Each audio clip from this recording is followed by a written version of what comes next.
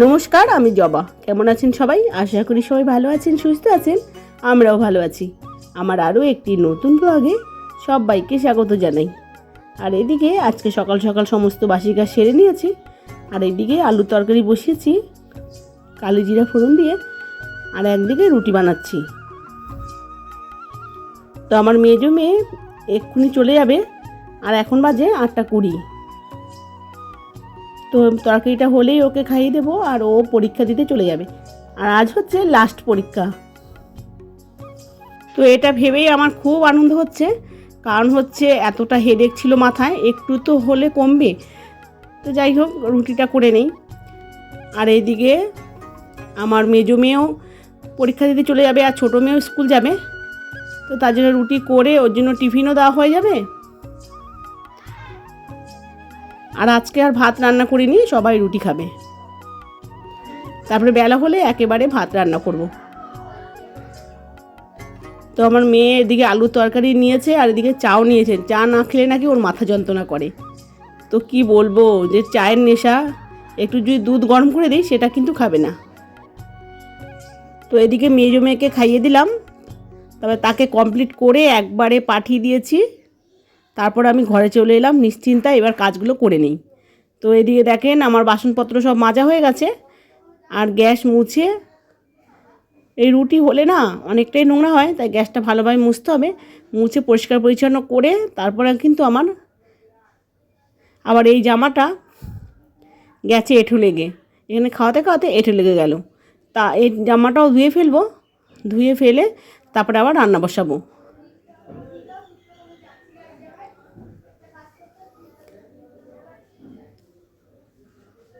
তো এদিকে দেখেন আমার সমস্ত বাসন মাজা হয়ে গেছে, আর এবার ঘরগুলো কিছু কাজ আছে, সেই ঘরের কাজগুলো করব।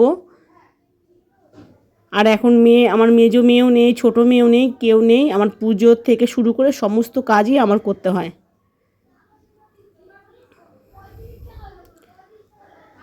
তো একটু কি বলবো, যে দোকানটা হচ্ছে ওই দরজাটা বন্ধ করে দিয়ে আসি। তো কেউ ডাকলে পরেই আমার দোকানে যাই, দোকানে যে বসে থাকবো সেটা কিন্তু আমার হয় না। আর এদিকে দেখেন গ্যাসটা কতটা নোংরা হয়েছে।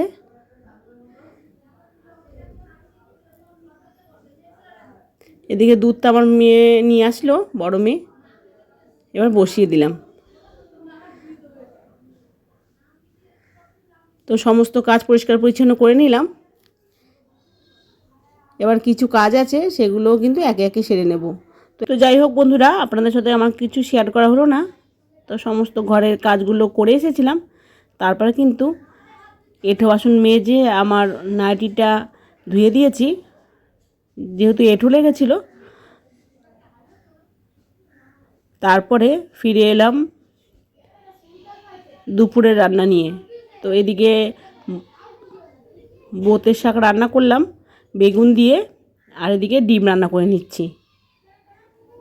যেহেতু দুপদ হবে, একটু ভালো করেই রান্না করতে হবে। আর কিছুটা আলুর তরকারি আছে সকালের, সেটাও যদি কেউ খায় খেয়ে নেবে। তো এদিকে আমার ডিমগুলো ভালোভাবে নুন হলুদ দিয়ে লাল লাল করে ভেজে নিয়েছি। এরপরে একে একে জিরা, তেজপাতা সব কিছু দিয়ে বসিয়ে দেবো, রান্নাটাকে ভালোভাবে করব। আর একটু গোটা এলাচ, লবঙ্গ, দারচিনি এগুলো ফোড়ন দিয়ে দেবো, তাহলে কিন্তু খুবই ভালো হবে। আর এদিকে আমি ভাতের মধ্যে আলুগুলো দিয়ে দিয়েছিলাম, তা সেটাই আবার একটু নুন হলুদ দিয়ে ভেজে নিলাম। আর এদিকে দেখেন তেজপাতা, শুকনো লঙ্কা, জিরা, এলাচ, লবঙ্গ, দারচিনি সব কিছু দিয়ে ভালোভাবে একটুখানি ভেজে তারপরে পেঁয়াজটা দিয়ে দিলাম। এতে কি বলেন তো, খুব সুন্দর গন্ধ বেরোয়, আর কিন্তু খেতেও কিন্তু খুব ভালো লাগে। তো এদিকে পেঁয়াজটা লবণ দিয়ে একটু লাল লাল করে ভেজে নিলাম, তারপরে মশলাটা দিয়ে দিলাম। ভালোভাবে মশলাটা কষিয়ে নেব, কষিয়ে তারপরে আলু ভাজা আর ডিম ভাজা তো হয়েই আছে। তো ভালোভাবে মশলাটাকে ঢেকে ঢেকে কষাতে হবে, আর যত মশলা কষানো যায় ততই কিন্তু টেস্ট বাড়ে। তো বন্ধুরা, এতক্ষণ আমার ভিডিওটা দেখলেন, আপনাদের কেমন লাগে অবশ্যই একটা কমেন্ট করে জানাবেন, আর ভালো লাগলে একটা লাইক দেবেন। এদিকে আপনাদের সাথে গল্প করতে করতে আমার মশলাটা ভালোভাবে কষে গেছে। তারপরে আলুগুলোও দিয়ে দিয়েছি। আলু দিয়ে ভালোভাবে কষিয়ে তারপরে জল দিয়ে দিয়েছি। এদিকে জলটা ফুটে এসছে, তারপরে ডিমগুলো দিয়ে দিলাম। এবার 5 মিনিট ফুটিয়ে নিয়ে গরম মশলা দিলেই আমার কমপ্লিট হয়ে যাবে ডিমের ঝোল। তো আমার চ্যানেলের বয়স হচ্ছে দেখতে দেখতে 9 মাস হয়ে গেল। তো এরপরে তো কোনো সম্ভাবনা দেখছি না। তো ভাবছি যে ইউটিউব চ্যানেলটা ছেড়ে দিতেই হবে, কেন এতটা আশা নিয়ে আমি এসেছিলাম, তো কিছুই হয়ে উঠলো না। আর এর থেকে ভালো কন্টেন্ট তো আমি কিছুই খুঁজে পাই না। কারণ হচ্ছে এই ঘর আর এই রান্নাঘর আর দোকান এইটুকুর মধ্যেই আমি থাকি সারাক্ষণ, মানে কোথাও ঠিক মতো যাওয়া হয়নি। আর যেখানে যেখানে যাই সেটা তো আপনাদের সাথে শেয়ার করিই আমি। তো কি করে কি করব আমার তো কিছুই মাথায় আসছে না। তো এরপরে যদি 9 মাস হয়েছে আর হাতে মাত্র 3 মাস টাইম আছে, এর মধ্যে যদি কিছু না হয় তাহলে তো এইটা নষ্ট হয়ে যাবে। আস্তে আস্তে আমার যেটুকু ওয়াশ টাইম হয়েছে সেটুকুও তো আস্তে আস্তে কেটে যাবে। তো কি করব সেটাই তো আমার মাথায় কিছুই আসছে না। যে তাই জন্য বলছি যে বন্ধুরা, তোমরা একটু আমাকে সাপোর্ট করো যাতে আমার চ্যানেলটা কিছু একটু করতে পারি। কতটা আশা নিয়ে এসেছিলাম যে আমাকে লোকে সবাই আমাকে ভালোবাসা দেবে, অনেকটা এগিয়ে যাব আমি, সেটা কিন্তু কিছুই হচ্ছে না। তা এর কারণে আমি কিন্তু খুবই দুঃখে আছি। কেননা অনেকটা কষ্টে দুঃখেই আমার মানে দিনগুলো কাটছে। যে ভাবছি যে সবার কিন্তু চ্যানেলগুলো কত সুন্দরভাবে গ্লো করছে, আমারটা কেন হচ্ছে না, আমার কোথায় কমতি আছে, কোথায় ভুল হচ্ছে সেটা কিন্তু আমি কিছুই বুঝতে পারছি না।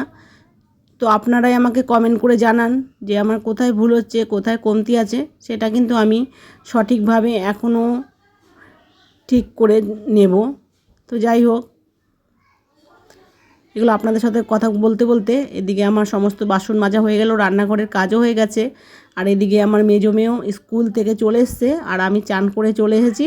চান করে পুজো দিয়ে এদিকে আপনার দাদাভাইকেও ভাত দিয়ে দিলাম। এবার আমিও খেয়ে নেব। তবে একে একে সবাই খেয়ে নেবে, সবার ভাতটাই বেড়ে নিয়েছি। তো এখানে ভিডিওটা শেষ করলাম। দেখা হবে পরবর্তী ভিডিওতে। ততক্ষণ ভালো থাকবেন, সুস্থ থাকবেন, আর এইভাবে আমার পাশে থাকবেন। আমাকে আপনারা সকলে সাপোর্ট করেন, নালে আমি এগোতে পারবো না।